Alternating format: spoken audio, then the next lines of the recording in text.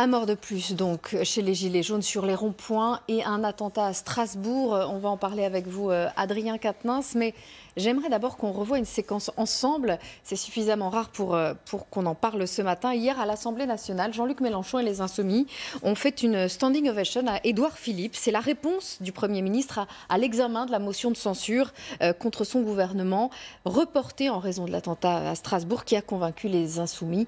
Un instant de trêve, regardez. Je veux vous dire, Monsieur le Premier ministre, Monsieur le ministre de l'Intérieur, la totale solidarité des Insoumis dans la traque que vous avez entreprise pour capturer l'assassin. Et vous dire très franchement que nous sommes certains que vous avez fait et que vous faites pour le mieux dans les circonstances que nous connaissons. Le principal pour qu'on ne se divise pas et que l'assassin n'ait pas le dernier mot, c'est que la vie continue. La meilleure façon de lutter collectivement contre le terrorisme, c'est souvent de continuer à pratiquer ce que nous croyons, la démocratie, le débat et d'une certaine façon la fraternité. Nous allons donc continuer à débattre, Monsieur le Président Mélenchon, à ne pas être d'accord, résolument, vous et moi, et au sein de cet hémicycle, car c'est la meilleure façon de lutter d'une certaine façon. Ce n'est pas la seule, mais c'est une bonne façon de lutter.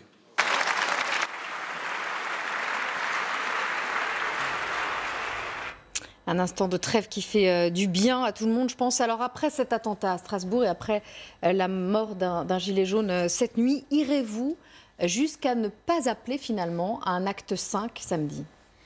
Mais Audrey Crespo-Mara, d'abord, il ne vous échappera pas que moi, en tant que responsable politique, je suis pas responsable de la mobilisation des Gilets jaunes. Mais Jean-Luc Mélenchon a appelé à un acte 5. Non, plus exactement, voilà, Jean-Luc Mélenchon dit s'il y a un acte 5, c'est-à-dire si les Gilets jaunes décident souverainement sur leur rond-point, dans le cadre de leur assemblée citoyenne, de manifester, alors nous ferons ce que nous avons à faire dans le moment, c'est-à-dire absolument pas marcher devant leur mouvement, parce que c'est auto-organisé, il faut le respecter, mais à accompagner, à faciliter. Vous voyez, le rôle des insoumises, des insoumis, dans les manifestations, c'est d'être le plus possible garant du bon ordre. Par exemple, puisque vous parliez tout à l'heure des parcours déposés en préfecture, vous voyez, moi je demande à mes amis de fournir les documents qui permettent d'aller en préfecture, déposer des parcours. On essaye d'établir des services d'ordre, voilà, d'être les garants du fait que la mobilisation populaire puisse s'exprimer, mais qu'elle le puisse dans le bon ordre, parce que stratégiquement, par ailleurs, nous sommes convaincus que la mobilisation, quand elle est nombreuse et pacifique, eh bien, permet d'établir un rapport de force politique qui est plutôt favorable. Jean-Michel ? La France Insoumise fournit des services d'ordre aux Gilets jaunes ? Oui, et pas qu'aux Gilets jaunes d'ailleurs, dans les mobilisations lycéennes aussi. Non, mais on va rester sur les Gilets jaunes. Pour samedi, vous fournissez des services d'ordre aux Gilets jaunes ? Regardez, Jean-Michel. À Paris, par exemple ? Moi, par exemple, ça fait 3 semaines que je manifeste à Lille avec les Gilets jaunes, à l'arrière des cortèges avec eux, et mes amis, les Insoumis, effectivement, offrent leurs services pour garantir qu'il n'y ait pas de débordement. Alors posons la question autrement. On reproche aux Gilets jaunes de faire peser une pression très lourde sur les forces de police parce que précisément les défilés ne sont pas organisés.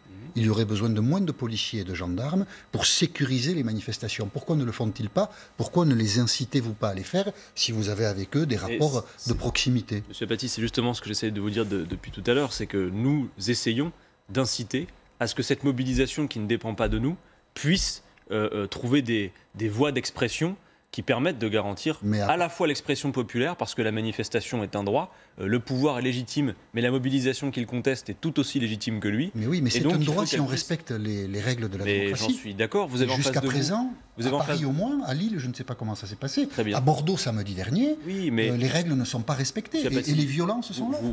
On se connaît assez peu, mais suffisamment pour que vous sachiez que vous avez en face de vous un républicain convaincu et conséquent.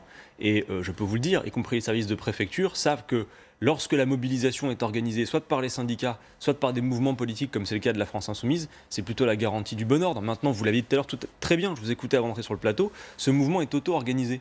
Donc on ne va pas, nous, marcher devant et dire aux Gilets jaunes ce qu'ils doivent faire. Par contre, quand eux décident souverainement, notre rôle, la manière dont on peut accompagner les choses, c'est de faire en sorte de permettre que ces mobilisations se passent correctement. Alors, moi, vous décidez, Adrien Quatennens, d'accompagner autant que vous le pouvez ce mouvement. Oui. Gilles Kepel nous disait il y a un instant, et vous pouvez nous en reparler, que ces mouvements des Gilets jaunes, cette fragilité qu'elle intègre, nourrit aussi les djihadistes et les réseaux, les agences des djihadistes.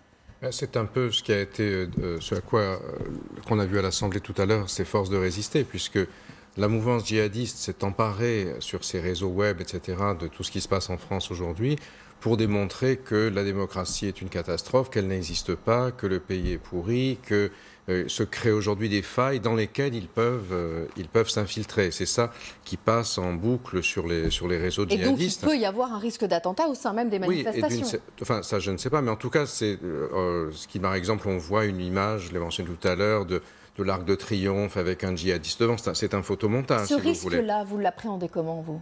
Mais écoutez, moi je pense qu'il faut être très honnête. Bon, ce qui s'est passé à Strasbourg, d'abord, on l'a dit hier, il faut saluer les forces de l'ordre et tout ce qu'elles font, mais je pense que je m'oppose à toute forme de récupération politique de l'événement de Strasbourg pour maintenant dire, avoir des injonctions à ne pas manifester. Mais imaginez qu'il y ait un attentat, je ne le souhaite pas, oui, évidemment, au sein des manifestations, quelle responsabilité vous porterez ? Non, mais aucune, Audrey Crespo-Mara, aucune.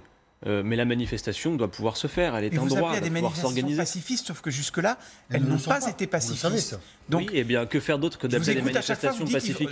Nous, on appelle à des manifestations. Évidemment. Vous n'appelez pas, vous accompagnez des parcours, il faut sécuriser. Mais monsieur Apathy, moi je suis d'accord avec vous, c'est ce que j'essaie de faire. Mais vous savez que ça ne sera pas fait. Donc on peut aider à ce que ça soit fait plutôt. Mais ça ne sera pas fait. Si ça n'est pas fait, vous manifesterez quand même, oui. Mais donc vous avez une contradiction. Moi, en l'occurrence, là où je manifeste, les parcours sont déposés. Voilà, je vous le dis. Les parcours sont déposés. Mais oui, parce que justement, mais des gilets jaunes. Avec qui nous arrivons à discuter pour faire en sorte que ça se fasse. Mais non, bien sûr que non. Regardez. Dans le Nord, à Lille. Oui, à Lille, les manifestations sont déposées en préfecture. Renseignez-vous, vous verrez. Mais d'ailleurs, je vais dire une chose. Attendez, excusez-moi. Vous allez un peu vite. Qui dépose ? Il y a une personne à Lille qui a déposé. Il y a plusieurs gilets jaunes avec qui on peut discuter, qui arrivent à déposer des manifestations. Mais qui l'ont fait, à votre bien sûr, bien évidemment. Et les manifestations étaient donc bien sûr, elles sont encadrées par la. Mais évidemment. Il n'y a qu'à Lille alors. Mais non, il n'y a pas qu'à Lille, monsieur Apathy. Mais en fait, regardez. Regardez, Paris, non. Il y a plein d'endroits dans le pays où ça se fait. Nous sommes d'accord, non ? Oui, à Paris, ça ne s'est pas fait. Mais à Bordeaux, non. Vous savez, non, mais bon. C'est curieux. Écoutez, il y a une chose contre laquelle je veux tous vous mettre en garde, c'est que cette mobilisation est légitime. La manifestation est un droit. Qui dit le contraire ? Voilà. Mais alors du coup, ce que je veux vous dire, c'est attention, parce que depuis quelques semaines, on a vu les différentes phases de communication du gouvernement. D'abord, la première phase, c'était de dire s'ils manifestent contre la hausse des taxes sur les carburants, c'est qu'ils ne sont pas soucieux du changement climatique. Ça a duré une semaine. Et on a vu que ce n'était pas le cas, parce que, y compris les Gilets jaunes, ont rallié des mots d'ordre écologistes. Ensuite, on a eu, suite à des débordements dont vous devez tous convenir, que le samedi 1er décembre, ce qui s'est passé place de l'Étoile, du point de vue de ce qui s'est passé partout en France, même si les images sont impressionnantes, j'en conviens, et que personne n'aime voir ces scènes de désordre, elles n'étaient pas représentatives aucunement du mouvement des Gilets jaunes. Et moi, je vais vous dire, dès ce samedi-là, monsieur Apathy, dans les manifestations auxquelles je participais, les Gilets jaunes venaient me voir en me disant « Donnez-nous des informations de Paris, parce que nous, on ne veut surtout pas être amalgamés à des scènes de violence qui ne représentent pas notre mouvement. » Et puis ensuite, autre argument, suite à cette manifestation du 1er décembre, on a eu pendant une semaine le chaos annoncé du 8 décembre, qui fonctionnait, vous le savez, comme une injonction à ne pas manifester. Or, on a vu, malgré, et je le déplore, de nouveaux débordements, on a vu beaucoup de manifestations pacifiques. Alors quoi ? Aujourd'hui, parce qu'il y a eu cet horrible attentat de Strasbourg, et d'ailleurs j'espère, parce qu'il faut quand même le dire, qu'à l'heure qu'il est, les forces de l'ordre avancent et il faut respecter leurs consignes pour que cet individu, cet abject assassin soit capturé, et bien du coup on dirait aux manifestants, ça n'est pas responsable de manifester parce que quelque part vous empêcheriez que la situation arrive à l'épilogue. Ça n'est pas sérieux. Il faut organiser les conditions d'une mobilisation populaire parce que les réponses d'Emmanuel Macron ne sont pas à la hauteur. Il aurait pu y mettre fin à la mobilisation d'Emmanuel Macron lors de son allocution. Peut-être qu'on pourra parler un peu du fond et de ce qu'il n'a pas fait et ce qu'il aurait pu faire. C'est lui qui a la clé de la situation. Et s'il est convaincu qu'il veut garder son cap, y compris du point de vue fiscal, ce qui de mon point de vue est une erreur totale, il faut qu'il revienne aux urnes. Parce que, je termine là-dessus, Jean-Michel Apathy, vous devez convenir du fait qu'aujourd'hui, ce qui se passe dans le pays, c'est qu'il y a une véritable rupture entre, d'une part, la représentation nationale, l'Assemblée qui, en son sein... Vous appelez à une dissolution, en son sein, l'Assemblée a une minorité d'élus qui soutiennent le mouvement, alors que dans le pays, c'est une majorité de Français qui le soutiennent. Est-ce que l'un des deux pouvoirs est plus légitime que l'autre ? Non. Donc, dans une situation comme ça, moi qui suis un républicain, la meilleure manière de solutionner le problème, c'est d'en revenir aux urnes. Allez, on se retrouve dans 2 minutes. Restez avec nous, on revient tout de suite.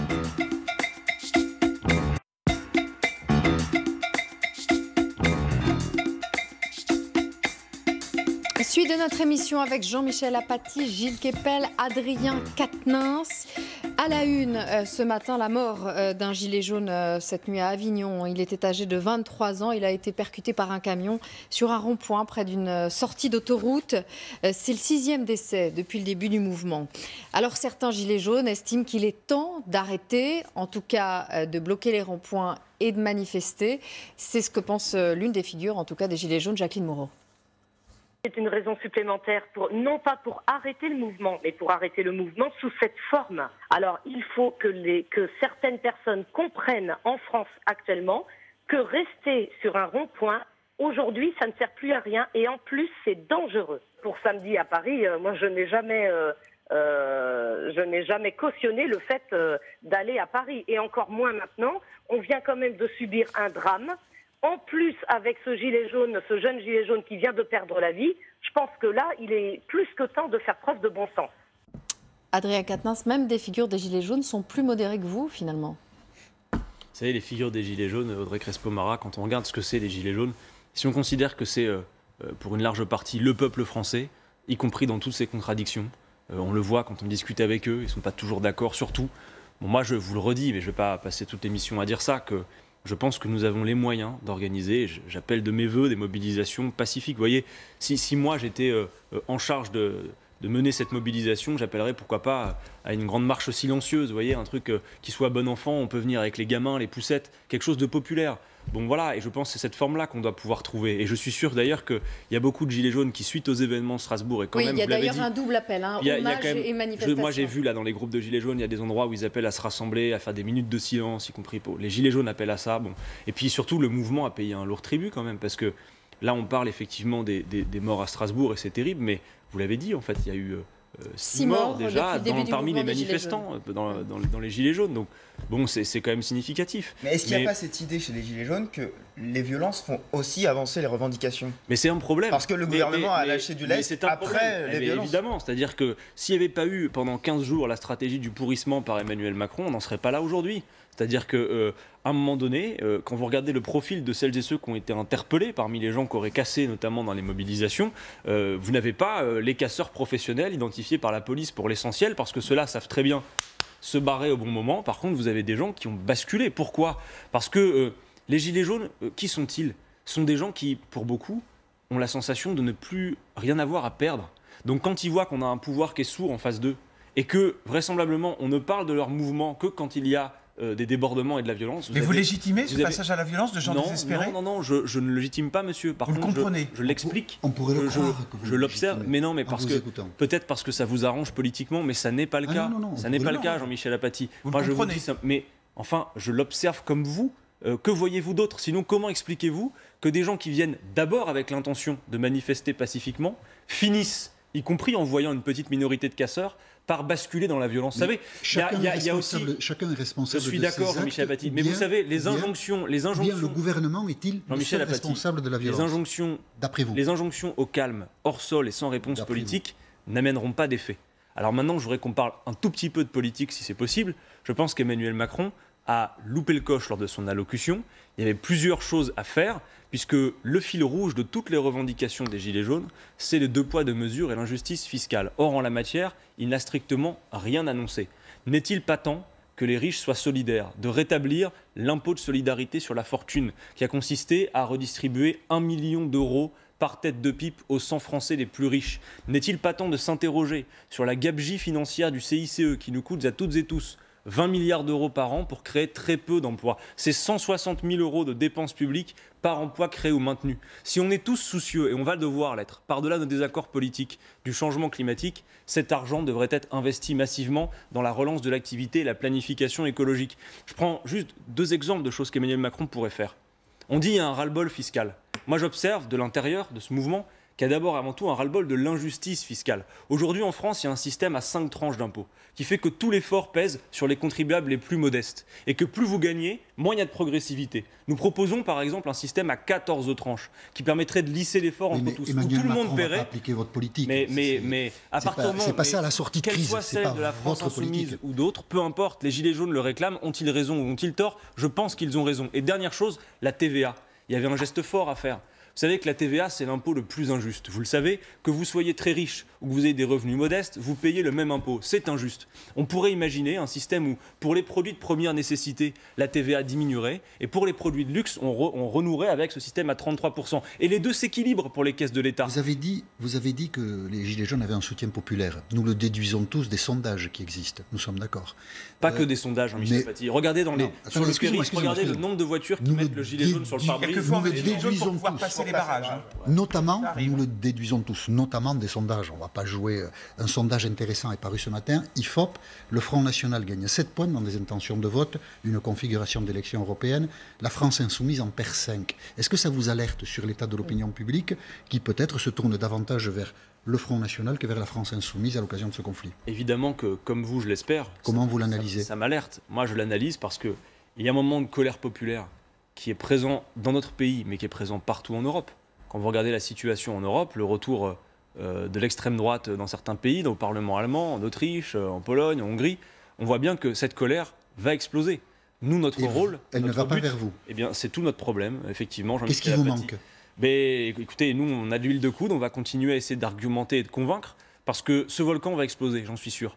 La question, c'est vers où va la colère populaire. Je crois que tout ce qui se trouve au milieu, l'extrême centre, le libéralisme, tout ça, ça va lui passer par-dessus bord. Moi, je souhaite que cette colère populaire puisse prendre la direction des bulletins de vote et d'un humanisme social écologique, d'une bifurcation nécessaire, pas vers la colère rabougrie. Gilles Kepel, allez-y. J'ai du travail, Jean-Michel Apathy, j'en ai bien. Le problème, je crois, c'est que, on peut vous entendre bien sûr, mais que si on ne fait pas attention davantage à la multiplication des morts, à la montée en puissance du djihadisme qui est en train d'essayer d'entrer dans ses failles. Attendez, écoutez bien, laissez-moi terminer. Ce qu'on va voir justement, c'est l'amplification du phénomène qu'est en train de montrer Jean-Michel Apathy, puisque la France n'est pas seule dans ce mouvement où, au fond, c'est l'extrême droite qui récupère des revendications qui peuvent être légitimes, des classes moyennes inférieures en voie de paupérisation, et tout ça va s'agréger et va aboutir à ce qu'on aura un raz-de-marée de l'extrême droite européenne aux élections du mois de mai, pas seulement en Italie comme on l'a vu. En Italie, vous avez aussi un mouvement d'extrême droite représenté par M. Salvini, et puis le mouvement 5 étoiles qui n'est pas complètement comparable à la France insoumise, mais... Plutôt pas, non? Oui, mais qui avait un certain nombre d'éléments de langage qui n'étaient pas si différents que ça, et finalement, on a bien vu que, alors qu'au départ, c'était Di Maio et les 5 étoiles qui avaient l'avantage, c'est Salvini qui aujourd'hui, en ayant galvanisé ces populations autour de mots d'ordre xénophobes, de refus de l'immigration, etc., est en train de percer les choses. Donc moi, attendez, laissez-moi finir.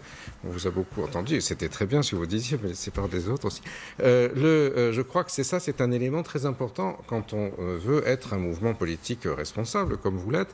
Il ne s'agit pas seulement d'approuver le mouvement de Gilets jaunes ou dès que leurs revendications sont justes, ça n'est pas un problème, mais de faire attention aussi que nous ne sommes pas dans un monde idéal et de bisounours, qu'il y a une extrême droite qui est extrêmement active aujourd'hui et pour laquelle la perpétuation des manifestations, etc., est une excellente opportunité. Et ça, je crois que c'est quelque chose qui mérite d'être débattu, si vous voulez. Ça n'est pas vous faire un procès d'intention de vous le dire. Alors, Adrien c'est de vous poser la question de votre responsabilité globale et pas seulement de vos revendications contre Emmanuel Macron, qui sont connues, bien évidemment.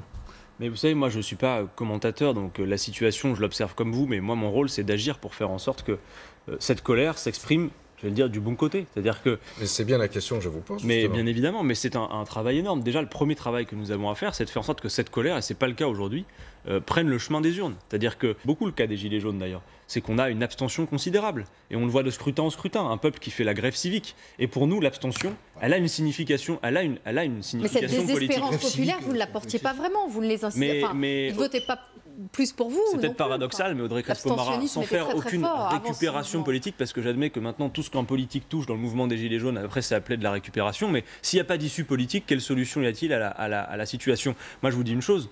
Quand je regarde aujourd'hui clairement les revendications des Gilets jaunes, y compris en matière de justice fiscale, 80% de ce qu'ils posent sur la table, c'était dans le programme présidentiel. Est-ce que je dois dire que les Gilets jaunes font de la récupération politique? Pourtant, de fait, notre programme est en discussion. Bon, moi, je ne m'attache pas aux étiquettes. Ça ne m'intéresse plus. parce que dans le pays, maintenant, les gens ont sabordé les Parce que les gilets étiquettes. jaunes ne s'y intéressent plus. Non, honnêtement, Si, je vous disais ça, Audrey Caspo-Mara, avant même la mobilisation des gilets jaunes. Le moment, il est à poser des contenus d'intérêt général et à faire en sorte que ça fonctionne. Maintenant, c'est sûr, quand on voit la situation partout en Europe, il y a du boulot et nous allons le mener. Merci beaucoup, Adrien Quatennens. Merci de m'avoir invité. Merci, Gilles Kepel.